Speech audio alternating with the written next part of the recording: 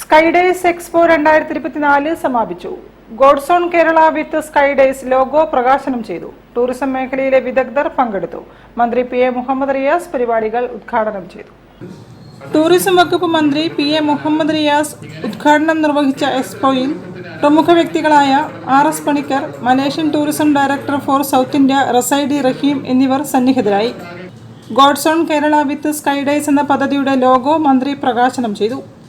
2023 വർഷത്തിൽ കേരള ആഭ്യന്തര ടൂറിസത്തിൽ വന്ന നേട്ടങ്ങളെക്കുറിച്ച് മന്ത്രി വിശദീകരിച്ചു. ലോകത്തിലെ തീർച്ചയായും കണ്ടിരിക്കേണ്ട 53 സ്ഥലങ്ങളിൽ 10ാം സ്ഥാനത്ത് കേരളം ഇടം പിടിച്ചെന്നും മന്ത്രി പറഞ്ഞു. കേരളത്തിലെ ടൂറിസത്തിന് അനന്ത സാധ്യതയെ ഫലപ്രദമായി ഉപയോഗപ്പെടുത്താനുള്ള ശ്രമങ്ങൾ നടത്തിക്കൊണ്ടിരിക്കുമ്പോഴാണ് ഇവിടെ ഇത്തരത്തിൽ ലോകത്താകെ കേരളത്തിന്റെ ടൂറിസത്തെ പരിചയപ്പെടുത്താനും കേരളത്തെ ലോകത്താകെ അവതരിപ്പിക്കാനും സാധ്യമാകുന്ന നിലയിലേക്കുള്ള ഒരു ചുവടുവെപ്പിന് തയ്യാറായിട്ടുള്ളത്. അതിന് എല്ലാവിധ ആശംസകളും നേടുകയാണ്.